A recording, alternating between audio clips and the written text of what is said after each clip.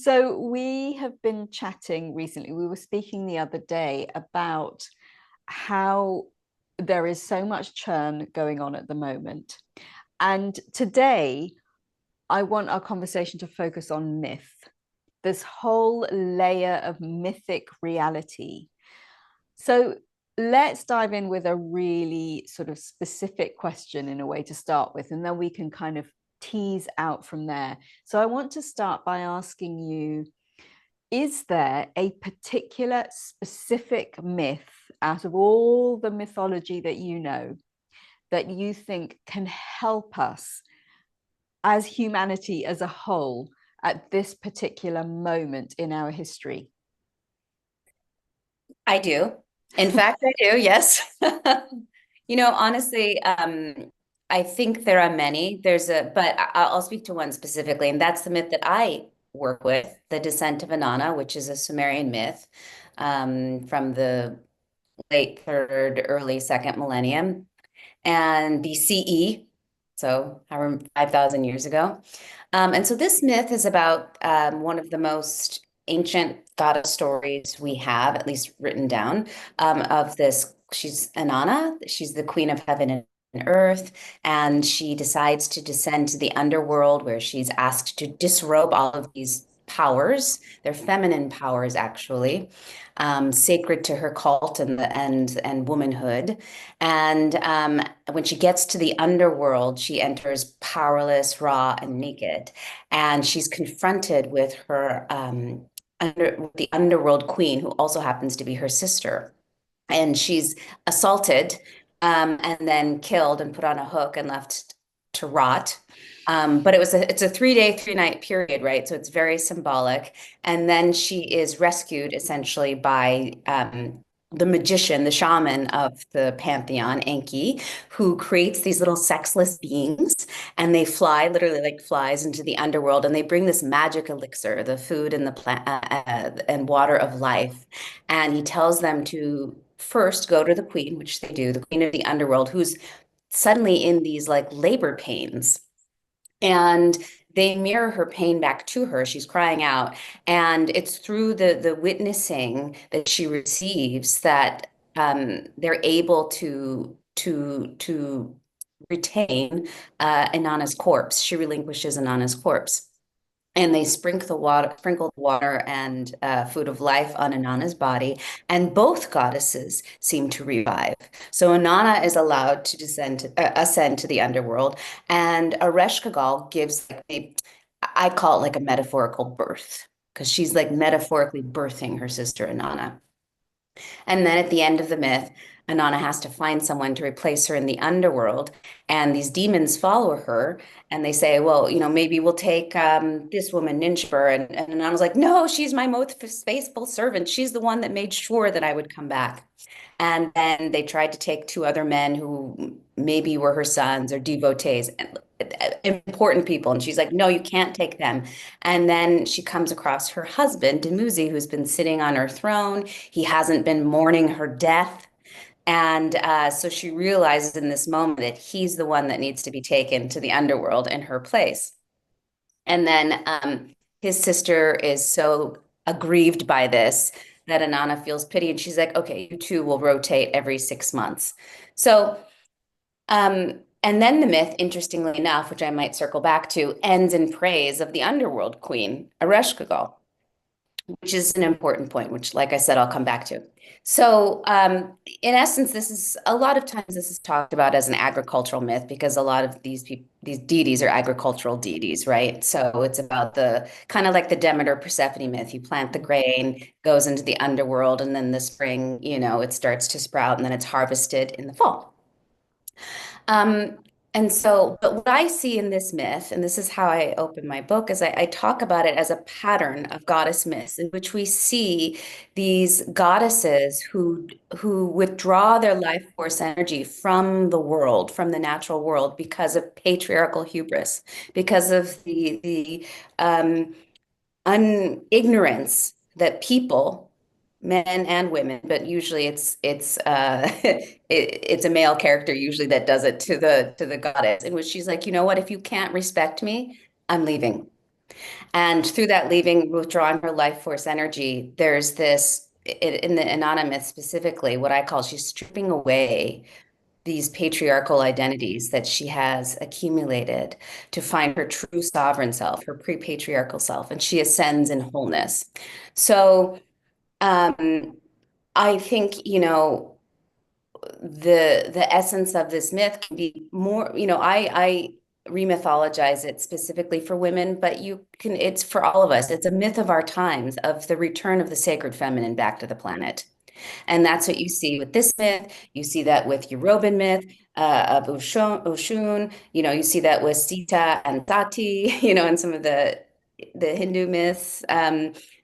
Corn woman. I mean, I just have this whole list, Demeter Persephone, of Yeah. this same story of the sacred feminine leaving because she's disrespected. But we're in the time of the return. And the way Mm, we know we're in the return is because Inanna's myths were hidden in the desert for 5,000 years, and they were recently discovered within the last 100 years and translated. She's literally reviving into the collective psyche because now is the time of the sacred feminine consciousness in the world. this is incredible. So that that her myths are literally reviving. They literally have found those lost um, fabrics, if you like, the texture, literally the texture of her myth recently, and that's coming back into the psyche. So you mentioned, I want to look at this whole aspect of the human psyche, because what I see is that there are many people who are wanting to reach for this kind of ancient knowledge. And that's the whole theme of Gurus on the Spot. That's why I'm relaunching it this spring.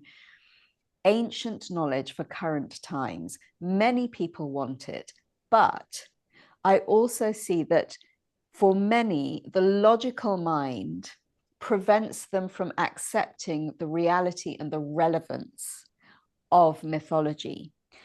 Can you share what can you share to help people who are in that space, who can see very clearly that the fabric of our reality is dissolving and morphing around us in real time? They know that we need something else. We need, as a collective, we need anchors and places to land. We need firm ground to stand on. We need something to hold onto. How can you help the logical mind make that leap into accepting and working with mythic reality? Well, the first thing that comes to mind actually is a quote that I believe is attributed to Albert Einstein. I'm going to paraphrase it. And it's something like, there are two kinds of people who view the world as if nothing is a miracle, and other people that view everything as if it's a miracle. So I would say you're switching into the latter. Like you view the world through magical lenses, Um, and I'm even thinking about science because we're living in this like, maybe post-Enlightenment world. I don't know. We're still in the Enlightenment world, right? And so we have this evidence, or this, it's not even evidence, it's just what happened in the age of reason when we went from a very sacralized world. It wasn't perfect. There was still a lot of fighting and war and pain and suffering, but at least the world was seen as alive, Mhm.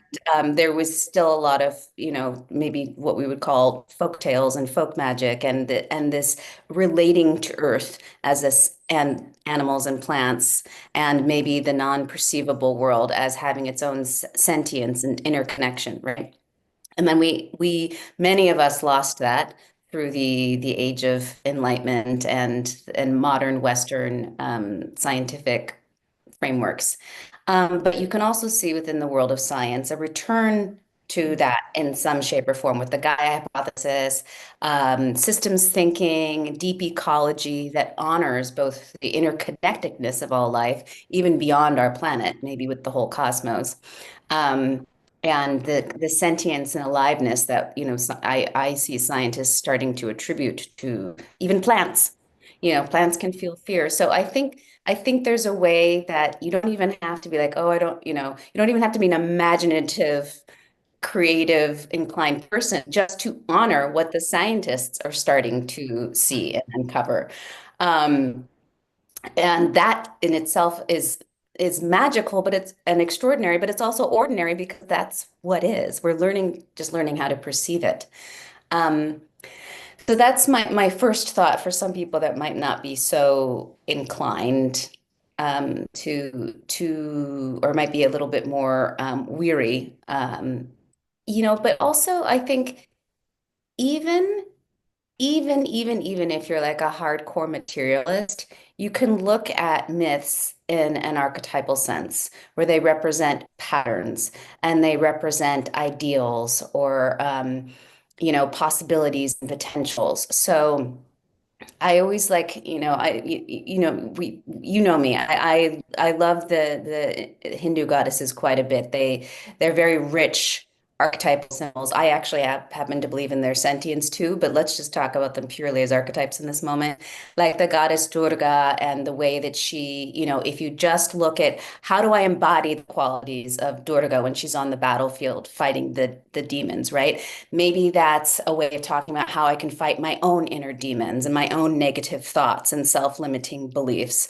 Or how would I act that out in the world when I had adversaries outside of me? So you can even just look at them in those very personal terms as a way of personal empowerment, or maybe, applying it to the collective. I mean, maybe right now, I don't know how helpful it is to think in terms of light and dark, but we can the myths cross time and space and culture as a way to make meaning, as a way to make purpose, and just create personal help you fulfill your potential. Yes, that is such an important piece, the personal potential, because I think what I'm seeing is that people are feeling very lost, but a lot of people are trying to just bury their heads in the sand because there is so much overwhelm and fear. And something that I'm really keen on is pointing the way, continuing to remind people of plugging into their personal individual power. I think this is absolutely vital. So, what you're saying is that we can use mythology and mythic reality as a way of navigating our inner terrain, our own individual cosmos.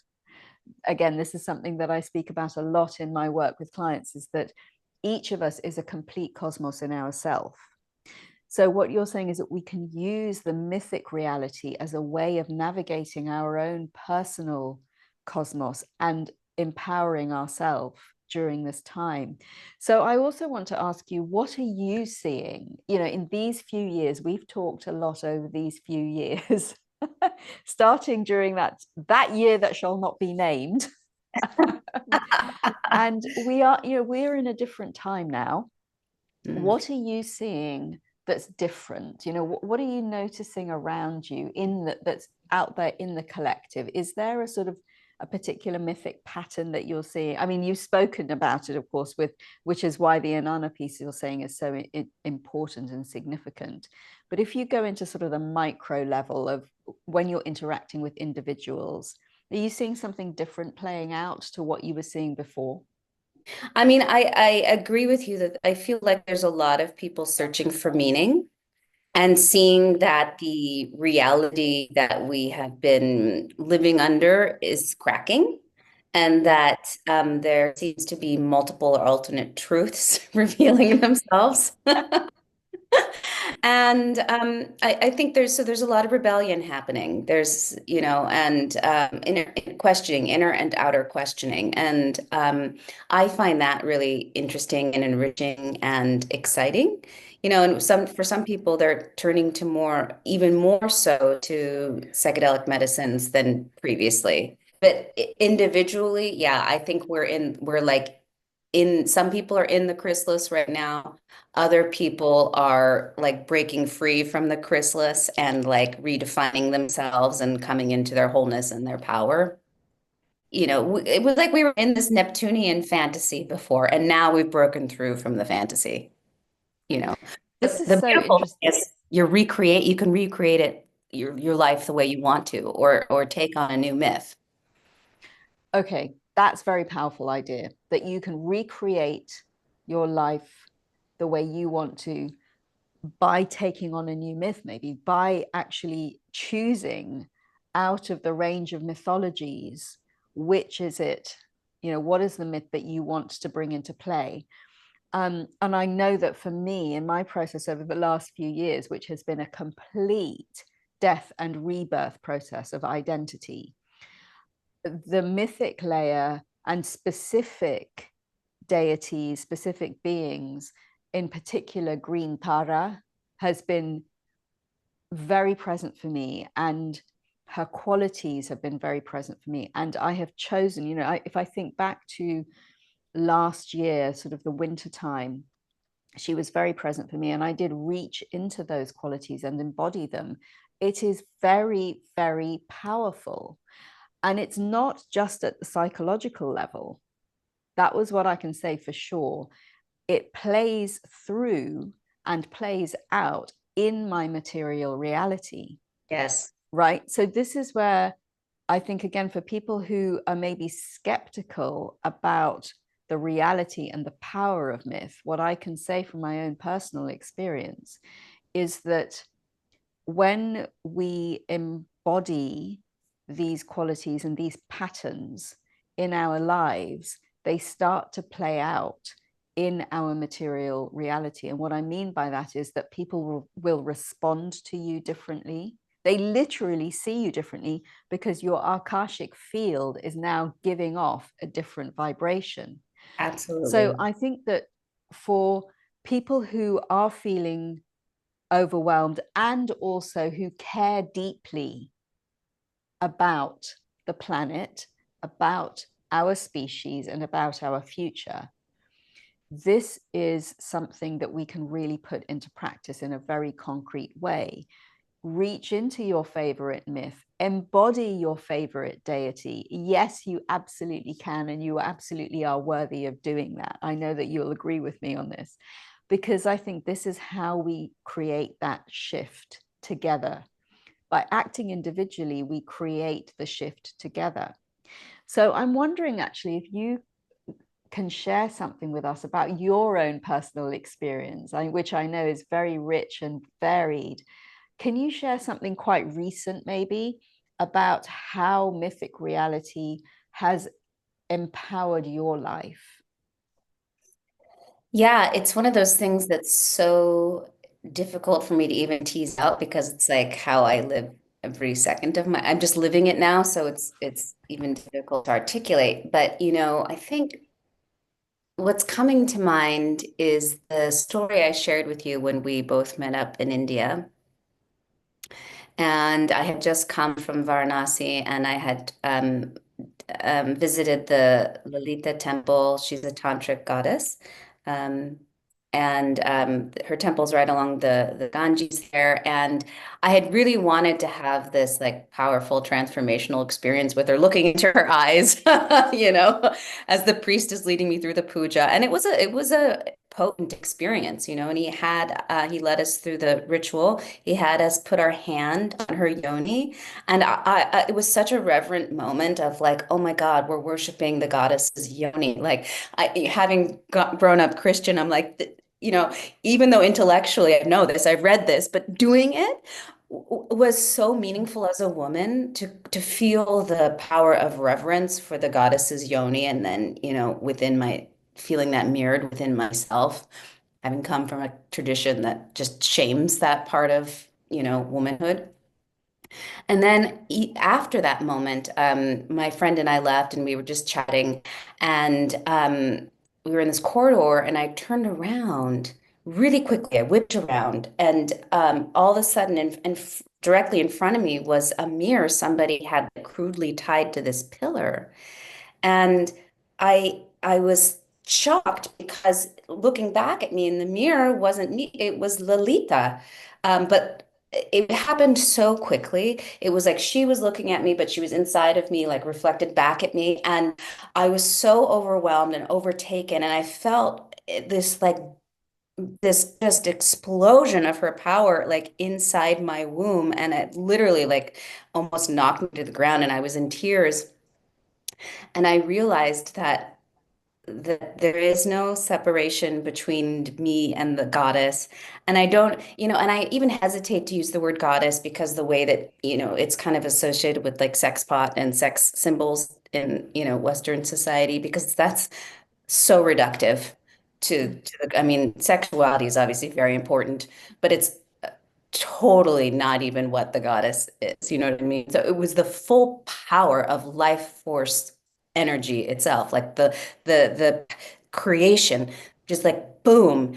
And the feeling of her inside of me and knowing that she's inside of everybody and realizing that the search looking for her outside of me, which was an important search, came to this moment of discovering she was there all along. And realizing that, my work is helping free women from menstrual shame, that no woman would ever have menstrual shame if she had this experience of goddess within her. Is I mean, it's like literally when you feel the goddess, whether you consciously, cultivate and bring her attributes inside of you or call her energetically inside of you, or when it just happens, it's transforming. I have not had menstrual shame since that moment. I mean, it transformed me. Yeah. Wow. Yeah. Wow. That Mhm. is huge. Thank you so much for sharing that, because I know that often when we have these very potent experiences, it can be sometimes we want to keep them to ourselves. Do you know what I mean? So I really am so filled with delight that you have shared that with all of us, because in that one moment, a lifetime of limitation fell away. I mean, it was transfiguring. Yes, exactly. And the Exactly. way you described that, the mirror and the physicality, as well as of course the invocation and the puja, which is a process of bringing forward, literally invoking into physical material space the Mm, deity. mm. um, your story and the telling of it actually beautifully illustrates how mythic reality, sacred reality, ritual reality, material reality are all actually one pattern, Yes. just with different aspects. It's like it's reality doing this dance, and we get different. I'm sort of slightly mixing metaphors here, but they're different threads of one fabric that are actually woven together, and maybe not actually different threads, maybe they're just one thread that Mm. has slightly different thicknesses. Do you know what I mean? So I love that. Yeah. and I think this is what is very helpful for this moment where reality, many people experience reality crumbling around us. Mm. I would say that it's reshaping, it's Mhm. morphing, and we Yeah. have the power to not only to be part of that morphing, but actually to be part of the directing of how that morphing happens. Right. Um, is there anything you want to share about that? Well, I mean, you were speaking about death and rebirth earlier of your own self and identities. And I think that, so many myths deal with that theme of death and rebirth. And I think, because it's so inherent to existence, we're all in constant processes of death and rebirth.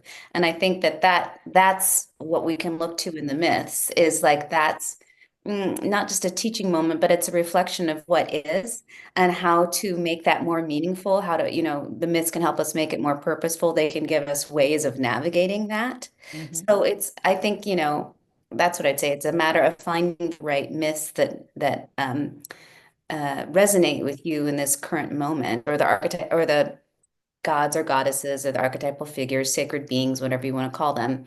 Um, because each one of them has a different way to help us navigate what is so fundamental to being alive. And it's actually death and rebirth actually affirms aliveness, Yes. It's such an affirmative, um, by the grace of goddess that we get to have these, revolutions. So Precisely. yeah, yeah. So I guess that's how I would respond to that. Yes.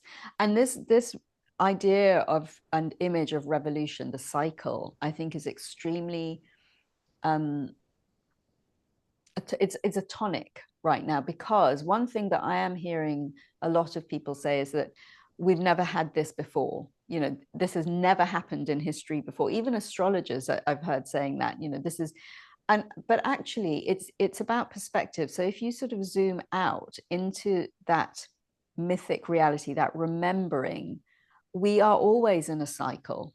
Everything in existence operates through cycles. So from that perspective, we have been here before. Life has been here before. So I think there's something very salutary and helpful about that. It helps to calm the mind. Absolutely. Absolutely. Yeah, I agree. I mean, I think that's also part of the medicine is going from a linear oriented Mm, mentality to a cyclical mentality. mm, That is the tonic, as you said, yeah. because that is what is, and that's actually more juicy and more interesting and more, oh, this word I don't like, I'm going to say it anyway, redemptive, you know. But it's the knowledge that you can always begin again, that revitalization is always possible. It's always in the here and now. And that, death is necessary. Again, this is why what I talk about with the menstrual cycle too, right? It's just another cycle in which death and rebirth is, so especially for women, even if you're not menstruating anymore, because as I understand it, even in postmenopausal years, there's a cycling happening. I mean, it's in all human beings, but just like the menstrual cycle is such a direct, embodied way to really feel that cyclical revolution. And if you need to feel it in an embodied way, start paying attention to that. I love that. And so revitalization is always possible. I think that is a very beautiful sentence and a beautiful note to complete on.